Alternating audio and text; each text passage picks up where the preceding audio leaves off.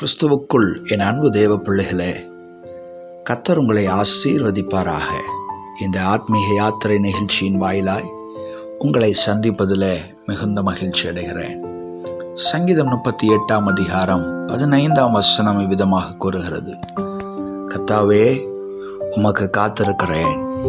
ஆம், இந்த பூமியிலே தேவனிடத்திலிருந்து ஆசீர்வாதத்தை பெற்றுக்கொள்ளும்படியாக நாம் ஒவ்வொரு நாளும் கர்த்தருக்காக காத்திருக்கிறோம். ஆம், தேவனிடத்திலிருந்து ஆசீர்வாதத்தை பெற்றுக்கொள்வது அவசியமே. தேவனுடைய கரத்தில் ஆசீர்வாதத்தை பெற்றுக்கொள்ளும்படியாக அவருக்காக காத்திருப்பது ஒரு மேலான அனுபவம். ஆனால் அதை காட்டிலும் மேலான மற்றும் ஒரு அனுபவம் உண்டு.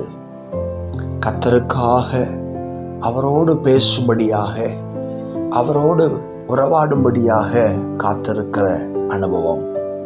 இன்று நம்மில் அநேகர் அந்த அனுபவத்தை பெற்றிருக்கிறோமா? ஒவ்வொரு நாளும் சாயங்கால வேளையிலே ஆதாமோடு கர்த்தர் பேசும்படியாக ஏதேன் தோட்டத்திலே உலாவினார் என்று நாம் வாசிக்கிறோம்.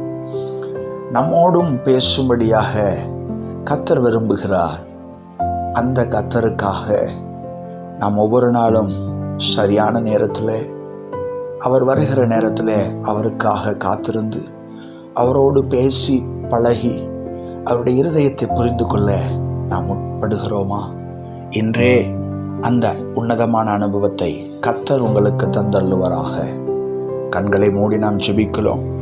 அன்பும் இரக்கம் நிறைந்த நல்ல தகப்பனே, கர்த்தருக்காக உம்முடைய கரத்திலிருந்து ஆசீர்வாதத்தை பெற காத்திருக்க கர்த்தர் எங்களுக்கு கொடுத்த கிருபைக்காக ஸ்தோத்திரம்.